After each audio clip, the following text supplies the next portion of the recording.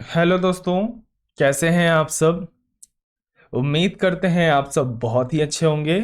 तो मेरा नाम है हर्ष और स्वागत करता हूं आपकी अपनी यूट्यूब चैनल मेंस बाबा के ऊपर में। तो हम लोग किस टॉपिक पे आज चर्चा करने वाले हैं, तो हम लोग चर्चा करने वाले हैं एनर्जी कंजर्वेशन अमेंडमेंट बिल 2022 के ऊपर में। रिसेंटली इसको राज्यसभा से पास कर दिया गया है। तो क्या थी बिल की मांग और सब कुछ चर्चा करूंगा इस वीडियो के अंदर में। पर मैं चाहता हूं उससे पहले आप एक बार प्लीज वीडियो को लाइक, चैनल को सब्सक्राइब और शेयर भी कर दें, ताकि ये जानकारी अन्य लोगों तक भी पहुंच सके। और साथ ही साथ बेल आइकन भी दबा दें, ताकि जब भी मैं न्यू क्लासेस लूं तो वो आप तक रीचेबल हो। चलिए तो टॉपिक की चर्चा करते हैं। जीएस पेपर 2 से इंपॉर्टेंट रहेगा गवर्नमेंट पॉलिसीज एंड इंटरवेंशन, सरकार की नीतियां और सरकार के हस्तक्षेप। तो राज्यसभा के द्वारा पास कर दिया गया है एनर्जी कंजर्वेशन अमेंडमेंट बिल 2022 को। यानी इसमें क्या किया जा रहा है, अमेंडमेंट। अमेंडमेंट का मतलब क्या होता है, संशोधन करना। तो संशोधन यानी किसको संशोधन करना, एनर्जी कंजर्वेशन एक्ट 2000 जो एक वाला है उसके अंदर में संशोधन करना। ठीक है साहब। तो संशोधन की किस तरह की मांग की जा रही है। पहला मांग किया जा रहा है, यही आपका संशोधन संशोधन बोलता हूँ, यही आपका एनर्जी कंजर्वेशन एक्ट 2001 एक वाला। और यहाँ पे संशोधन यानी किस तरह की अमेंडमेंट की बात कही जा रही है, नोट डाउन भी करते चलिएगा ताकि आपका नोट्स भी साथ में साथ तैयार होते चला जाए। पहला, नॉन फॉसिल जो सोर्सेज है, नॉन फॉसिल सोर्सेज यानी green hydrogen, green ammonia, biomass, ethanol, ऐसी तत्वों का इस्तेमाल करना जो क्या हो, नवीकरणीय ऊर्जा हो यानी रिन्यूएबल एनर्जी हो, उसको क्या कर दिया गया है, मैंडेटेट कर दिया गया है। मैंडेटेट का मतलब क्या होता है, मैंडेटेट का मतलब होता है कंपलसरी। जी साथियों, अगर आप इस्तेमाल करते हैं एक ऐसी ऊर्जा का जिससे कार्बन प्रदूषण ज्यादा हो रहा है, तो उसको एक तरह से रोकना या उसको कम करना और उसके जगह पे ग्रीन हाइड्रोजन वगैरह का इस्तेमाल ज्यादा करना। हालांकि आप वातावरण में देख सकते हो बदलाव, अगर ये महसूस कर रहे होगे तो गर्मी में अत्यधिक गर्मी लग रही है और ठंडी में भी बहुत जगह गर्मी ही लग रही है। कई जगह ऐसे टेम्परेचर है जहां दिसंबर आ चुका है, लेकिन जो वातावरण है वो अभी भी ऐसा फील हो रहा है कि it is a time of October या फिर सितंबर। तो हमको यहाँ पे क्या देखने को मिल रहा है, हमको मौसम में बड़ा बदलाव देखने को मिल रहा है। इससे क्या होगा, इससे जो धान की सॉरी गेहूं की जो खेती की जाती है वो खेती नहीं होगी और गेहूं के फसल बर्बाद हो सकते हैं, अनाज की कमी पड़ सकती है, आबादी बढ़ चुका है। तो तमाम तरह के फैक्टर और कारण देखने को मिलता है। इसलिए सबसे पहला काम यही किया गया कि जो भी आपका रिन्यूएबल एनर्जी है उसको इस्तेमाल में लाने के लिए कंपलसरी कर दिया गया है। ठीक है। उसके बाद कार्बन मार्केट का स्टैब्लिशमेंट करना। अब ये कार्बन मार्केट समझिए, मैंने एक शॉर्ट वीडियो के अंदर में भी इसे समझा रखा था, लेकिन मैं यहाँ पे फिर से चर्चा कर देता हूं। जैसे मान के चलिए कंपनी ए है और कंपनी बी है, ठीक है। तो ये कुछ ऐसा कुछ बनाती है एक साल में जिससे 2% कार्बन निकलता है। समझ सपोज कीजिए 2% कार्बन निकलता है। ये कार्बन मेजरेबल हो चाहे प्राइस में, जो भी सरकार मानिए इस तरह की कुछ काम करती है, जैसे मानिए एफॉरेस्टेशन करती है, प्लांट लगाती है, तो उसमें जो खर्चा आ रहा है, इस कार्बन 2% के कार्बन को कम करने के लिए सरकार को जो भी खर्चा आ रहा है वो खर्चा ये क्या सरकार क्या करेगी, कंपनी ए को बताएगी कि आपने भैया 2% का कार्बन ऊर्जा किया है। ठीक है। ये कंपनी को क्या मिलेगा, एक तरह का अपना क्रेडिट बनाना होगा। ये क्रेडिट कैसा होगा आप समझने का इसको प्रयास कीजिएगा। थोड़ा टिपिकल है लेकिन मैं समझाने की आसान भाषा में बहुत कोशिश करूंगा कि आपको समझ में आ जाए। 2% का जो वैल्यू होगा, यानी मान के चलिए 2 रुपया, तो ये 2 रुपया दिखा। अब ये क्या होगा कि ये पैसा जितना कम होगा, यानी यहां पे समझिए कि कार्बन जितना ज्यादा कम निकालेगी कंपनी, उतना ही उसका वैल्यू बढ़ेगा। इससे नहीं, मतलब आपका एफॉरेस्टेशन वगैरह की बात नहीं कर रहा हूं, मैं बात कर रहा हूं वैल्यू ऑफ परचेजिंग। यहां दो वैल्यू की बात हो रही है। एक 2 रुपया तो जो एफॉरेस्टेशन में सरकार को लगा कि हाँ भैया आपने कार्बन 2% का निकाला, तो उसके लिए जो आपको अमाउंट पे करना पड़ रहा है वो तो अलग बात है, लेकिन आपको दिया जाएगा एक कार्बन क्रेडिट। ठीक है, ये चीज दिया जाएगा। ये कार्बन क्रेडिट क्या होगा, ये कार्बन क्रेडिट उनको दिया जाएगा जो अपने कार्बन को डिक्रीज करेंगे। जैसे मान के चलिए आज इस साल 2% निकाला तो अगले साल 1.8% निकाला, ठीक है। तो ये 1.8% में जो क्रेडिट स्कोर है, यानी समझिए अगर मैं इसको और आसान भाषा में समझाऊं तो आप क्या करते हो, आप लोन लेते होगे तो उसमें आपका सिविल स्कोर देखता है कि आप अपने उधार के को कितना जल्दी चुका देते हो और कितना आप मतलब एक तरह से सही व्यक्ति हो कि हाँ भाई कोई फ्रॉड नहीं हो आप। उसी तरह किसी भी कार्बन को नापने के लिए कि कोई कंपनी कितना ऊर्जा निकाल रही है, उसका वैल्यू और उसको कार्बन क्रेडिट देना, ये काम क्या करेगी, सरकार करेगी। इस कार्बन क्रेडिट का क्या फायदा होगा बताता हूं। जैसे मान के चलिए कंपनी बी है, ये कार्बन निकाल रही है भैया 10%, ठीक है। तो सरकार को इसको देना पड़ेगा पैसा ताकि सब्स्टिट्यूट कर पाए। लेकिन अगर कंपनी कहती है कि अगर हम यही कार्बन क्रेडिट, ए कंपनी कहती है कि हम बी को बेचते हैं, तो भैया इसका हो गया 8%। 2 रुपये मानिए इसको बेचा, 2% का अपना वैल्यू बेच दिया तो इसका हो गया 8%। तो 8% कम हुआ, लेकिन बी कंपनी को क्या करना पड़ेगा, उसके बदले में कुछ पैसे देने पड़ेंगे, ठीक है। ये एक तरह का बिजनेस हो रहा है। जो भी कार्बन क्रेडिट हुआ वो मैं क्या कर सकता हूं, उसके तहत अपना बिजनेस का कोई भी डिसीजन ले सकता हूं, चाहे वो अपना इंफ्रा लगाना हो या फिर कुछ भी हो। यानी मैंने क्या किया, कार्बन का उत्सर्जन कम किया। या फिर इस क्रेडिट को बेच सकता हूं किसी बी कंपनी को, चाहे वो इन फॉर्म ऑफ लोन हो।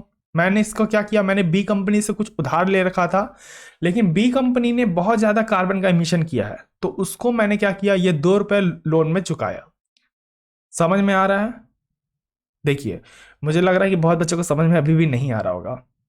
मुझे अंदर से सब फील आ रहा है कि आप लोग को समझ में नहीं आ रहा होगा, कंफ्यूजिंग लग रहा होगा। मैं फिर से समझा देता हूँ। जैसे मान के चलिए मैं किसी का एग्जाम्पल ही ले देता हूँ। जैसे यहाँ पे एक कंपनी एक्स है, ठीक है। अब दूसरे लैंग्वेज में समझाता हूँ। एक कंपनी एक्स है, एक कंपनी वाई है। तो एक्स का जो कार्बन क्रेडिट है वो है 2 रुपए, ठीक है। और बी का जो कार्बन क्रेडिट है वो है 0। यानी ये कार्बन क्रेडिट भैया इसने तो इतना कार्बन निकाल रखा है जिसके आउट ऑफ लिमिट है, यानी ये जिम्मेवार है। अब इसके पास 2 उपाय है। वो 2 उपाय कौन से हैं, ताकि ऐसा कोई काम करो भैया जिससे कार्बन कम हो, जा पेड़ लगा दो, कुछ भी हो भाई, पेड़ लगा दो। तुम क्या करो, तुमने 10 पेटी सामान बनाया, 10 पेटी पेड़ लगा दो। एक तो ये काम करो।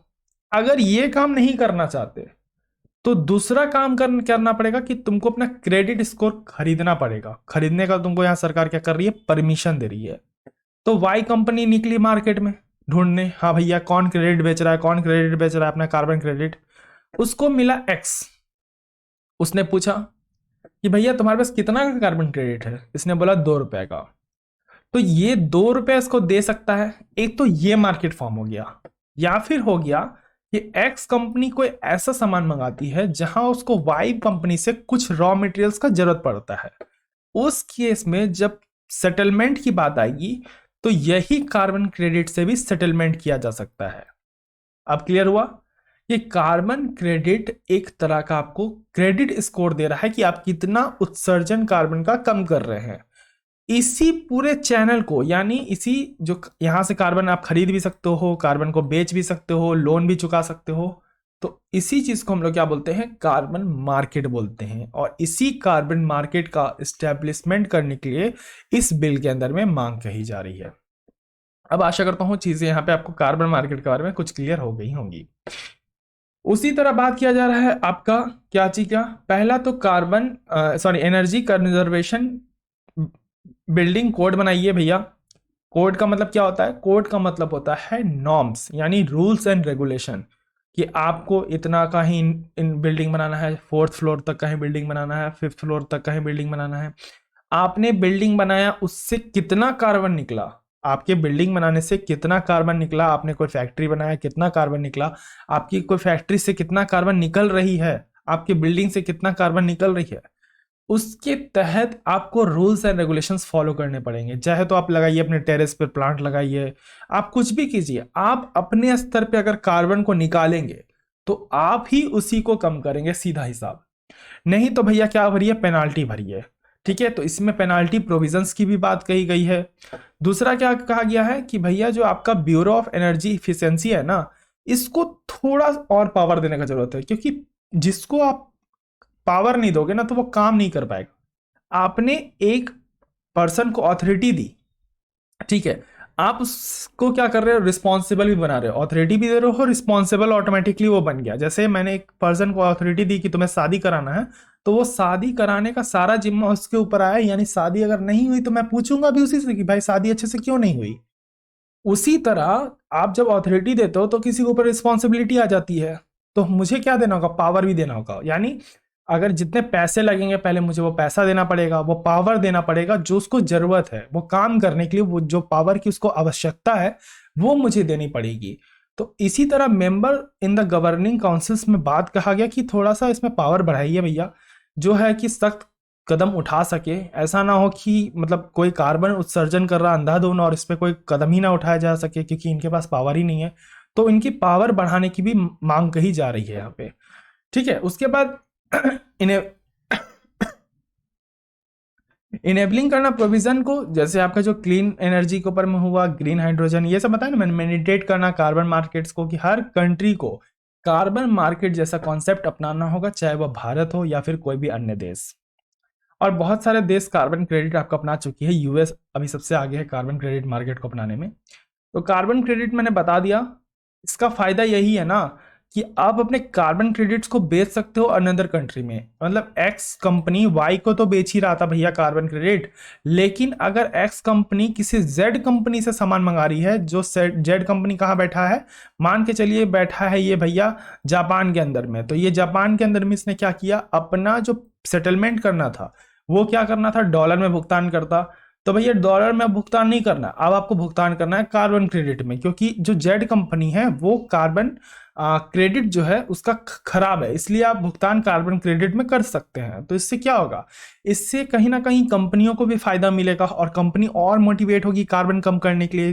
कॉस्ट ना बच रहा है उनका, भैया कॉस्ट बचेगा तो वो और कम करेगी, बोले कि भैया और कार्बन कम करो, और जितना कम हो कम से कम कार्बन निकालो, खुद से बनाने लगो।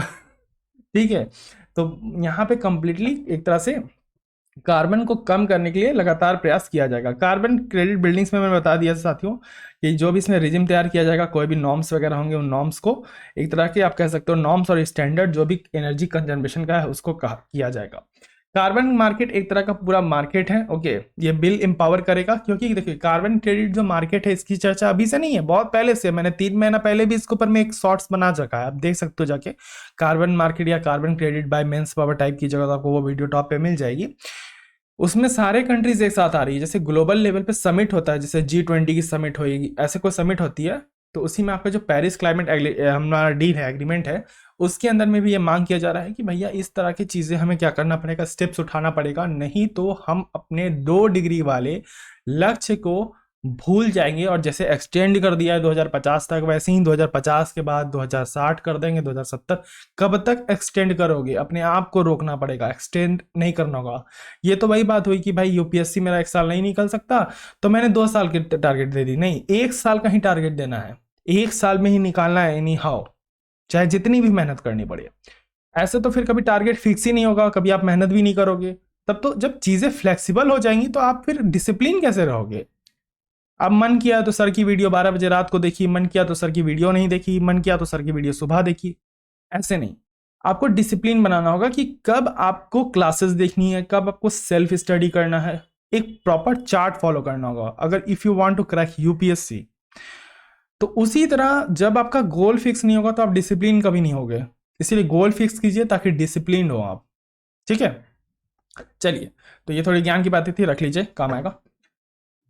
चलिए, तो यहाँ पे क्या होगा, एक तरह से आप समझो कि जो भी हम कंजम्पशन कर रहे हैं पावर का कोल उल के मामले में, तो वो कहीं ना कहीं हमको यहाँ पे कम देखने को मिलेगा।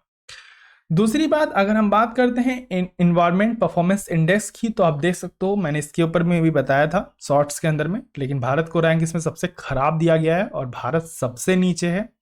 वहीं पे अगर हम बात करते हैं अनदर रैंक्स की, भारत के मामले में एयर क्वालिटी इंडेक्स हो गया या ये सब समझिए, तो उसमें भारत को आप देख सकते हो कितनी खराब रैंकिंग दी गई है। यहाँ तक कि पाकिस्तान हमसे आगे है भैया, ये सब तो पचने वाला बात नहीं है। लेकिन जो भी हो, हमें अपने स्तर पे अच्छा करना है, ये चीज़ हमारे दिमाग में रहना चाहिए। देख सकते हैं आप तमाम तरह के इंडेक्सेस दिए जाते हैं इन क्लाइमेट के ऊपर में। ये 4 तरह के इंडेक्सेस है, किनके द्वारा पब्लिश किया जाता है, क्या पर्पस है, कैसे मेजर किया जाता है, भारत की रैंकिंग क्या थी, और टॉप में कौन कौन से कंट्री बने हुए हैं। इन सब को मैंने प्रेजेंट कर दिया है, आप चाहो तो पॉज करके देख सकते हैं। तो ये कुछ, खांसी पता नहीं क्यों हो रही है मुझे, ये कुछ इंपॉर्टेंट बातें थी जो मैंने चर्चा कर दी इस बिल के अंदर में। मैं फिर से बता देता हूँ कि इस बिल में पहला मांग किया गया है कि भैया जो आपका एनर्जी कंजर्वेशन एक्ट है 2001 वाला, उसमें अमेंडमेंट कीजिए। उसमें अमेंडमेंट ये कीजिए कि जो आपका नॉन फसल सोर्सेज है, यानी एक तरह से जो ग्रीन एनर्जी है, उसको मैंडेटेड कीजिए। हाँ, कंपलसरी है। लगाइए कार्बन निकालने वाले कंपनियों पे जमकर टैक्स। दूसरा, कार्बन मार्केट की मांग कही जा रही है। तीसरा, हमें क्या करना होगा, हमें देना पड़ेगा ब्यूरो ऑफ एनर्जी इफिशिएंसी को थोड़ा सा ज़्यादा पावर। उसके बाद हमें क्या करने होंगे, हमें स्टैंडर्ड्स और नॉर्म्स सेट करने पड़ेंगे। क्या क्या नॉर्म्स होने चाहिए, यहाँ हमें सिर्फ फैक्ट्रियों के ऊपर ध्यान नहीं देना होगा, हमें बिल्डिंग्स के ऊपर में भी ध्यान देनी होगी। जो बिल्डिंग्स का निर्माण किया जा रहा है, 5-5, 10-10 फ्लोर बनाया जा रहा है, वो 10 फ्लोर कैसे बन रहा है, किसी पेड़ को काट के ही ना बन रहा है भैया। तो वो भी तो जिम्मेदार हैं, एक व्यक्ति तो जिम्मेदार है नहीं जो हम फैक्ट्री को ही जिम्मेदार ठहराए। हमेशा जिम्मेदार सबको है, A to Z जिम्मेदार है यहाँ पे। तो उन A to Z के लिए नॉर्म्स बनाइए और तमाम तरह की बातें। ठीक है, तो ये कुछ प्रमुख बातें थी और कुछ इसमें इंपॉर्टेंट नहीं है। ये जानना बहुत इंपॉर्टेंट था क्योंकि प्रीलिम्स एग्जाम के अंदर में इससे क्वेश्चन तो आएगा ही आएगा, क्योंकि एनर्जी से आपका एक क्वेश्चन रहता है। ठीक है, वो कोई भी रहे, चाहे वो इंडेक्सेस के बारे में रहे, या फिर रहे किसी बिल के बारे में, या फिर रहे किसी एक्ट के बारे में कि कोई प्रोविजन दिया गया, या भारत की रैंक क्या थी। ठीक है, तो ये सब क्वेश्चन रहता है और ये बहुत ही इंपॉर्टेंट टॉपिक है प्रीलिम्स एस्पेक्ट से। मेंस में भी आ सकता है, डिजास्टर मैनेजमेंट के अंदर में या क्लाइमेटोलॉजी के अंदर में ये क्वेश्चन आ सकता है यहाँ से, तो आप देख लीजिएगा। लेकिन प्रीलिम्स में तो बहुत ज़्यादा इंपॉर्टेंट है। तो आशा करता हूँ चीज़ें समझ में आ गई हो कि आप चाहो तो इसका लिख सकते हो कि इस तरह के बिल का सिग्निफिकेंस क्या होता है, कि हम अपने लक्ष्य को जल्द से जल्द अचीव कर सकते हैं, और तमाम तरह के फायदे।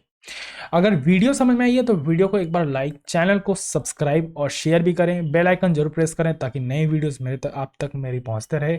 बहुत सारी स्पेशल क्लासेस चलते रहती हैं, करंट अफेयर वगैरह कराते रहता हूं, तो देखना ना भूलें। तब तक के लिए रखिए अपना ध्यान, मुझे दिया गया, धन्यवाद। जय हिंद, जय भारत।